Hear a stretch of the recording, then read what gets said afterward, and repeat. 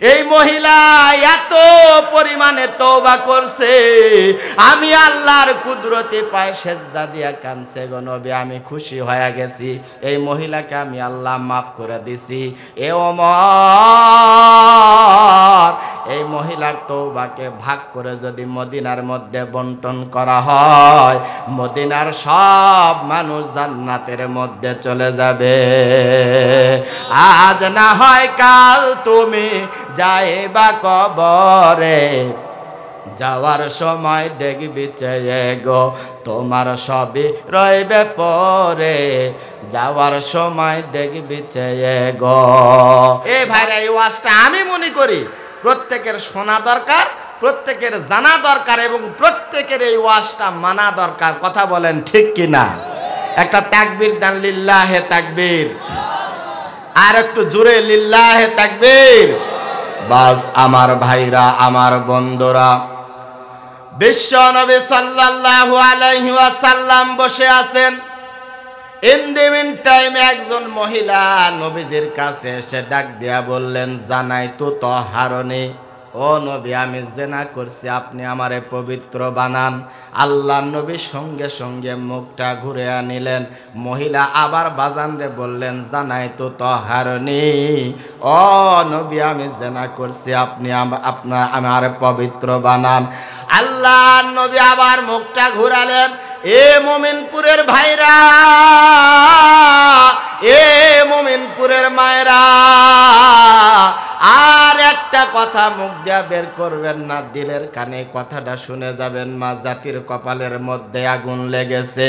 প্রিয় ভাইরা আমার, বন্ধুরা আমার, আল্লাহর নবী মুখটা যেই মাত্র ঘুরাইছে, মহিলাটা আবার নবীর সামনে দাঁড়ায়া বললেন, জানাই তো তহারণী, ও নবী আমি জেনা করছি, আপনি আমাকে পবিত্র বানান।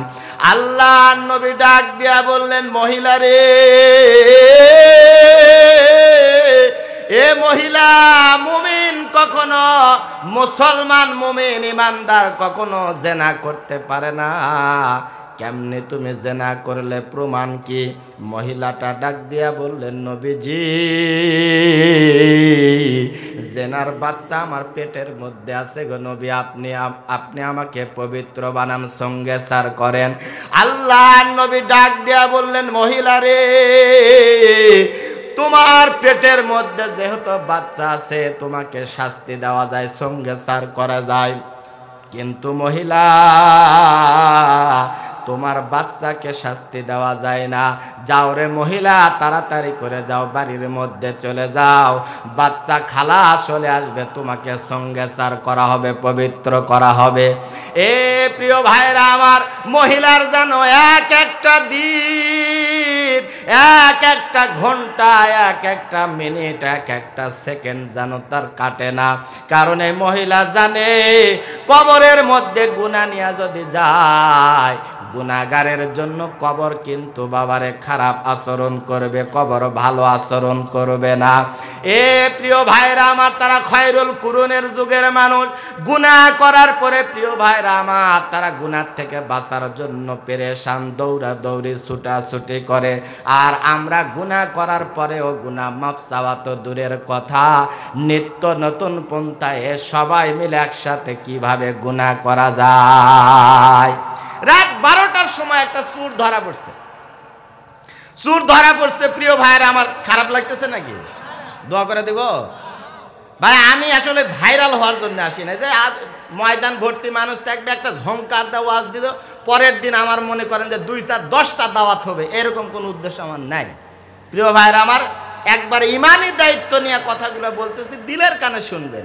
রাত 12টার সময় চোর ধরা পড়ছে। তো এলাকার লোকজন তাকে গাছের সাথে রশি দিয়া সুন্দর করে বাঁধছে। বাঁধার পরে বলতেছে, কেউ করছে দেখ মার, কেউ বলে না চেয়ারম্যান দে, কেউ বলে থানার দে, নানান রকমের করতে করতে 2-3 ঘন্টা গেছে। তো চোর তখন বসা ছিল, চোর তখন দাঁড়ায় বলতেছে, ভাই শোনেন, আমি সেই ধরা পড়ছি রাত 12টার সময়, আপনারা আমাকে ধরছেন, এখন মোটামুটি 1:30-2টার মতো বাজা গেছে, আপনারা কি করবেন করেন, ওরা ছেড়া দেন, আমার তো বউ বাচ্চা আছে, পেট আছে, আমার তো চলা লাগবে ভাই, আরেকবারই যাওয়া লাগবে তো। এ ভাই, আমাদের পরিস্থিতিটা কি এরকম না ভাই? গুনাহ করার পরে গুনাহ মাফ চাবো, গুনাহ থেকে বাঁচবো কিভাবে, এই ফিকির আমার আপনার ভিতরে নাই। নিত্য নতুন পন্থায় এ ভাইয়া কে কিভাবে দেখেন আপনার ভাইরাল হওয়ার নেশায় পাগল পাড়া দিশেহারা। গত বছর এক মাহফিলে গেছি, এই যে আমার বইয়ের ভাই শালা যাকে বলে আর কি, ও আমার সাথে আছে। এক সুন্দরী এক বেটি যুবতী এসে বলতেছে, হুজুর একটা ছবি তুলবো আপনার সাথে। আমি তো বললাম মহা বেকায়দা, এবার আমার সাথে যদি ছবি তুলা ফেসবুকে ছাড়ে পরের দিন কি আর ওয়াজ চলে পারে? তো বললাম যে আমার আইডি তো অনেক ছবি আছে, নিয়ে আপনি ছাড়েন। তো বলে যে না ওইভাবে না। তো কিভাবে? বলে যে আপনি আর আমি একসাথে একটা ছবি তুলবো। তো ছবি দিয়ে কি করবা? বলে আমাদের এলাকাতে আপনি ওয়াজ করার জন্য আসছেন, আমাদের বাড়িতে খাইলেন, আমাদের বাড়িতে থাকলেন, একটা ছবি ফেসবুকে না দিলে কেমন লাগে বলেন? এ ভাইয়া নিত্য নতুন পন্থায় গুনাহ করতেছি আমরা, গুনাহ থেকে বাঁচার কোনো সিস্টেম নাই। কিন্তু খয়রুল কুরুনের যুগের মহিলা বাবা গুনাহ করছে, গুনাহ নিয়ে কবরের মধ্যে যেতে চায় না। আল্লাহ নবী ডাক দিয়া বললেন, মহিলা বাড়ির মধ্যে চলে যাও। এইবার মহিলা বাড়ির মধ্যে চলে গেছে। বাচ্চা খালাস হওয়ার পরে মহিলা চলে আসছে নবীজির দরবারে। ডাক দিয়া বললেন, নবীজি আপনি আমাকে পবিত্র বানান। আল্লাহ নবী ডাক দিয়া বললেন, মহিলা রে, তোমার কোলের মধ্যে যে বাচ্চা আছে, এই বাচ্চার খাবার আমার আল্লাহ তোমার বুকের উপরে রিজার্ভ করে রাখছে। এই বাচ্চার যতদিন ওই খাবার শেষ না হবে ততদিন পর্যন্ত তোমাকে পবিত্র বানানো যাবে না। ফিরে যাও, বাড়িতে চলে যাও। ইয়া আইয়ুহাল্লাযীনা আমানু তুবু ইলাল্লাহি তাওবাতান নাসুহা। আল্লাহু আকবার। আমার ভাইরা, আমার বাবাজিরা, এইবার মহিলা ভারাক্রান্ত হৃদয় নিয়ে বাচ্চাকে কোলের মধ্যে নিয়ে বাড়ির মধ্যে গেছে। দীর্ঘদিন বাচ্চাকে দুধ পান করানোর পরে বাচ্চা যখন দুধ পান করা শেষ হয়ে গেছে, বাচ্চাকে কোলের মধ্যে নিয়ে বাচ্চার হাতের মধ্যে একটা রুটি দিয়া নবীর দরবারে আসছে। ডাক দিয়া বললেন, নবী এই যে তাকায়া দেখেন আমার বাচ্চা দুধ পান করা শেষ হয়ে গেছে, রুটি খাওয়া শিখেছে। নবীজি তাড়াতাড়ি আপনি আমাকে পবিত্র বানান। এ মোমেনপুরের ভাইরা, আল্লাহর নবী ডাক দিয়া বললেন, সাহাবীরা এই মহিলাকে রশি দিয়া বেঁধে মহিলাকে নিয়ে যাও, মরুভূমির মধ্যে নিয়ে যাও, বুক পর্যন্ত গেড়ে দাও। মহিলাকে সঙ্গে সার করো, পাথর মারো। প্রিয় ভাইরা আমার, বন্ধুরা আমার, এ মহিলাকে যখন সাহাবারা যখন নিয়ে যায়, ছোট্ট বাচ্চা ডাক দিয়া বলেন, নবীজি ও নবী, আমি না ঘুমাইলে আমার মা আমাকে ঘুমায়া দেয়, আমি যদি না খাই আমার মা আমাকে খাওয়ায়া দেয়, আমি গোসল না করলে আমার মা আমাকে গোসল করায়া দেয়। ও নবী, এই লোকেরা আমার মাকে টানা হিসরা করে কোথায় নিয়ে যাচ্ছে? প্রিয় ভাইরা, ছোট্ট বাচ্চার কথা শুনে নবীজির চোখের কোনা দিয়া মুক্তার দানার মতো দরদর করে পানি পড়ে যায়। কারণ আল্লাহর নবীর দিলটা বড় নরম। নবীজি কারো চোখের পানি সহ্য করতে পারে না বাবা। কারণ আমার নবীও ছিল এতিম। আমার নবীজি 6 বছর বয়সে মার সাথে যখন ওই আবহাওয়া প্রান্তরে যখন গেছে বাবার কবর দেখার জন্য, প্রিয় ভাইরা, উঁচু একটা জায়গার দিকে তাকায়া ডাক দিয়া বললেন, মোহাম্মদ ওই যে তাকায়া দেখো, ওইটাই হলো তোমার বাবার কবর। আল্লাহর নবী, প্রিয় ভাইরা আমার, বন্ধুরা আমার, এই কবরের কাছে গিয়া নবীজি হাউমাউ করে কাঁদতেছে। এমন সময় আমার আল্লাহ ডাক দিয়া বললেন, আজরাইল তাড়াতাড়ি যাও, ওই আবহাওয়া প্রান্তরে আমার নবীর মা আমিনার জানটা কবজ করে নিয়ে আসো। আজরাইল কান্দে, ডাক দিয়া বলেন, আল্লাহ এত কঠিন হুকুম আপনি আমাকে দিবেন না। আপনার নবী কেবলমাত্র 6 বছর বয়সের বাচ্চা। এই মুহূর্তে আপনার নবীর মায়ের জানটা যদি কবজ করি তাহলে আপনার নবীর কি অবস্থা হবে?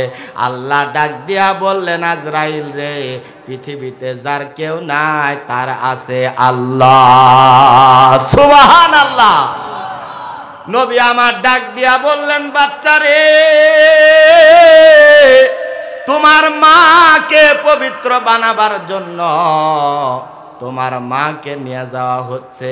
প্রিয় ভাইরা আমার, মরুভূমির মধ্যে নিয়ে যায়া বুক পর্যন্ত মাটির মধ্যে গেড়ে দিছে। এ ভাইয়া পাথর মারতেছে। হযরতে ওমর একটা পাথর মারছে রাগ করে। এ প্রিয় ভাইরা আমার, চোখা পাথর মাথার মধ্যে লাগা মাথা ফাইটা ফিনকি দিয়া রক্ত বের হইছে। রক্তের ফোঁটা হযরতে ওমরের জুব্বার মধ্যে লাগছে। হযরতে ওমর জুব্বা ঝাড়া দেয় আর ডাক দেয়া বলে, আমি নাপাক হয়ে গেলাম রে, নাপাক মহিলার রক্ত আমার শরীরের মধ্যে লাগছে। আল্লাহ নবী বসা ছিলেন। নবী একটা দৌড় দিয়া হযরত ওমরের কাছে গেল। হযরত ওমরের মুখটা চাপটি মারা ধরছে। ডাক দিয়া বললেন, ওমর রে, বারবার করে আমি নবী এই মহিলাকে ফেরত দিছি, বারবার আমি নবী ফেরত দিছি। আমি নবী চাইছিলাম মহিলা গোপনে গোপনে মহিলাটা গুনাহ করছে, মহিলাটা গোপনে গোপনে তওবা করবে, আমার আল্লাহ হয়তোবা তার তওবা কবুল করবে। এ সাহাবী ওমর, বারবার ফিরা দিছি, কিন্তু মহিলা বারবার আমি নবীর কাছে আসছে। আমার আল্লাহ কেবলমাত্র জিবরাইলের মাধ্যমে আমাকে একটা মেসেজ দিয়া দিছে। আল্লাহ রাব্বুল আলামিন জানিয়ে দিছেন, নবী, এই মহিলা এত পরিমাণে তওবা করছে, আমি আল্লাহর কুদরতে পায়ে সেজদা দিয়া কানছে গো নবী, আমি খুশি হয়ে গেছি। এই মহিলাকে আমি আল্লাহ মাফ করে দিছি। এ ওমর,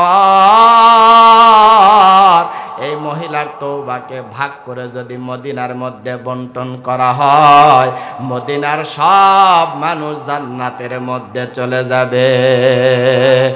আজ না হয় কাল তুমি যাইবা কবরে, যাওয়ার সময় দেখবি চেয়ে গো তোমার সবই রইবে পরে, যাওয়ার সময় দেখবি চেয়ে গো।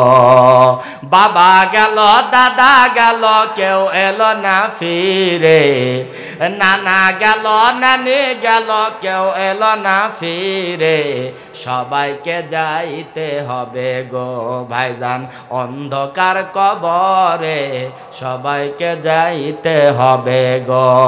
জোরে কোন কথা বলেন, ঠিক কিনা?